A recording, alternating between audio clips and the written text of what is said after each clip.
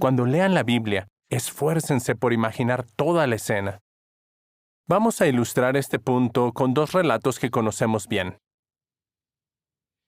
¿Alguno de ustedes creció en una familia ensamblada o tuvo medio hermanos? Si fue así, usted tiene algo en común con José, el hijo de Jacob. Él creció con 10 medio hermanos en una gran familia ensamblada.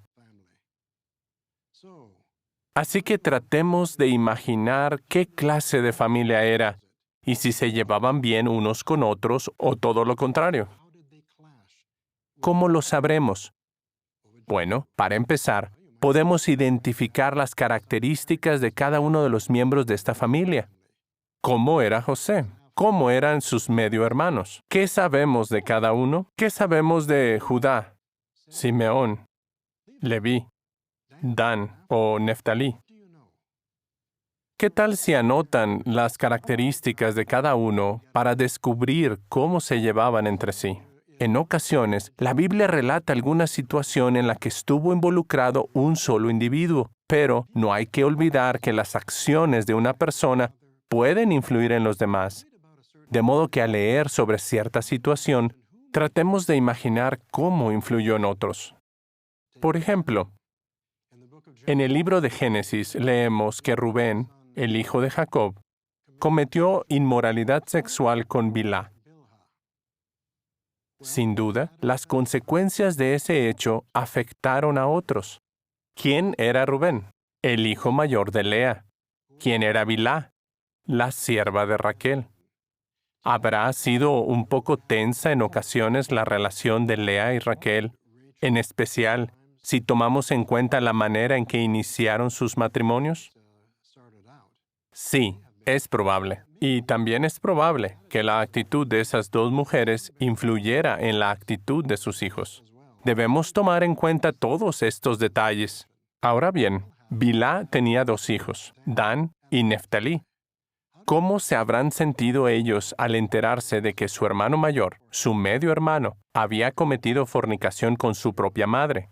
Seguramente se respiraba un ambiente tenso. Considerar todos estos detalles nos ayuda a imaginar cómo era la familia. Imagina a José de 17 años con 10 medio hermanos bastante mayores, algunos de 30 y tantos, y con edad suficiente como para ser sus padres. Pues no. Lo cierto es que la diferencia de edades entre José y su hermano mayor, Rubén, era de solo 7 años. De hecho, 11 de los hijos de Jacob nacieron durante el período de 7 años en el que éste trabajó para Labán. ¿11 hijos en 7 años? ¿Cómo es eso posible? Fácil. Recordemos que Jacob tenía 2 esposas y 2 concubinas, o esposas secundarias.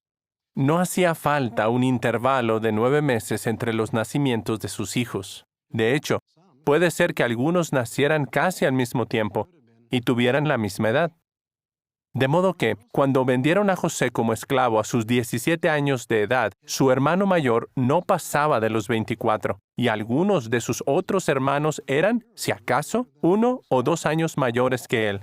Entonces, si estamos hablando de un grupo de jóvenes de entre 18 y 24 años, podemos entender por qué las reacciones de algunos de ellos fueron tan impulsivas. Pero hablemos ahora sobre su padre Jacob. ¿Qué lecciones aprendemos de él? Muchas. Para empezar, que era un hombre espiritual. Esto es algo que debe poner a pensar a los hermanos y las hermanas jóvenes que desean casarse.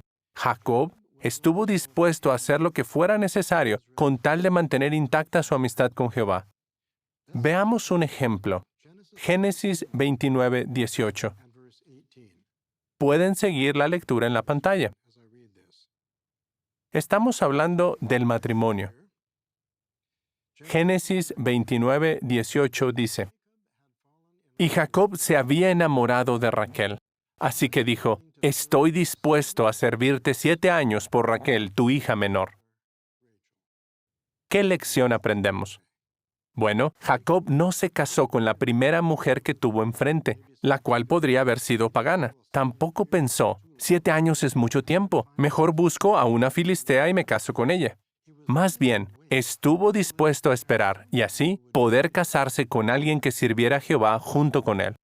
Ustedes, jóvenes, estén seguros de que Jehová los bendecirá si están dispuestos a esperar. También vemos que Jacob tenía su lado romántico. Miren el versículo 20. Dice, y Jacob procedió a servir 7 años por Raquel.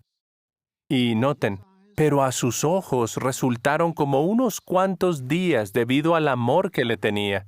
Parece un poema, ¿no? Es probable que Jacob aprendiera a valorar a su esposa al observar a sus padres, Isaac y Rebeca. Todo indica que su matrimonio era muy sólido. Miren lo que encontramos en Génesis 26, versículo 8. Génesis capítulo 26, versículo 8.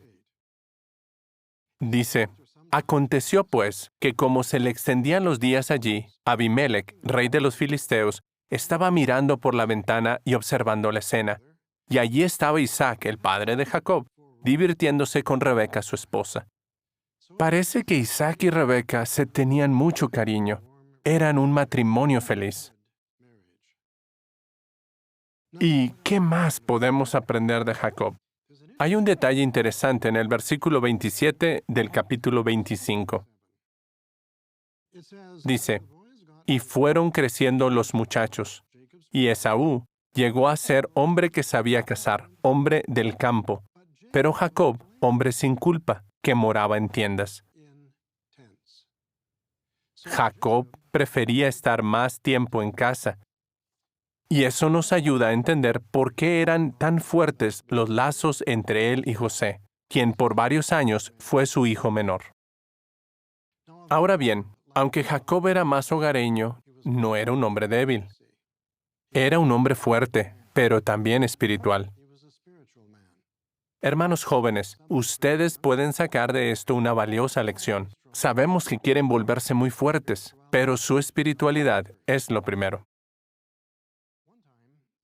Un día, Jacob les dio una lección a sus hijos de cómo hacer las paces con un familiar. El relato está en Génesis, capítulo 32, y creo que todos podemos beneficiarnos del ejemplo que puso. El capítulo 32 de Génesis nos cuenta que Esaú, el hermano de Jacob, iba caminando a su encuentro. No se habían visto en 20 años. Y decir que no se despidieron en buenos términos se queda corto. Lo cierto es que al momento de separarse, 20 años antes, Esaú juró que un día asesinaría a su hermano.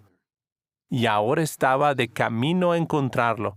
¿Y por qué estaba tan furioso con Jacob?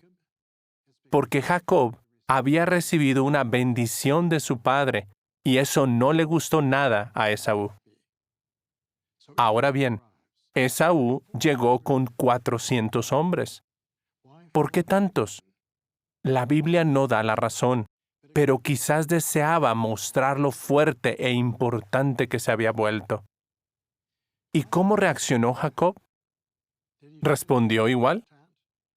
¿Hizo gala de lo importante y prominente que se había vuelto y de todas las bendiciones que había recibido? ¿Se puso a abrir viejas heridas? ¿Discutió con su hermano? ¿Acaso le dijo que él había tenido la razón todo este tiempo y que Esaú había estado equivocado? ¿Exigió una disculpa? No.